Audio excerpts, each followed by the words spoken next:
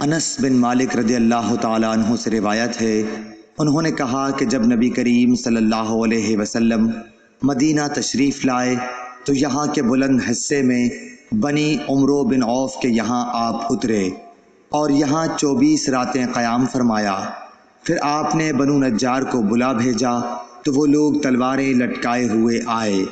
انس نے کہا گویا میری نظروں کے سامنے نبی کریم صلی اللہ علیہ وسلم اپنی سواری پر تشریف فرما ہیں، جبکہ ابو بکر صدیق رضی اللہ تعالی عنہ آپ کے پیچھے بیٹھے ہوئے ہیں اور بنو نجار کے لوگ آپ کے چاروں طرف ہیں، یہاں تک کہ آپ ابو ایوب کے گھر کے سامنے اترے اور آپ یہ پسند کرتے تھے کہ جہاں بھی نماز کا وقت آ جائے فوراً نماز ادا کر لیں۔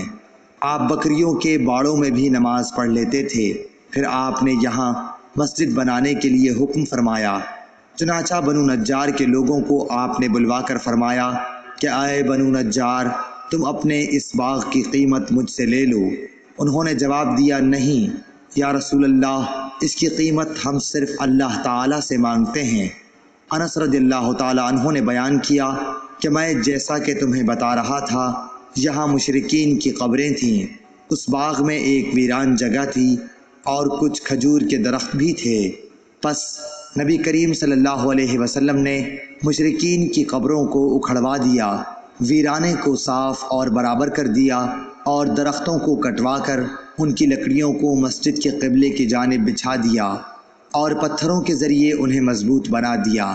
صحابہ پتھر اٹھاتے ہوئے رجز پڑھتے تھے اور نبی کریم صلی اللہ علیہ وسلم بھی ان کے ساتھ تھے اور یہ کہہ رہے تھے کہ اے اللہ، آخرت کے فائدے کے علاوہ اور کوئی فائدہ نہیں، پس انصار و مہاجرین کی مغفرت فرمانا۔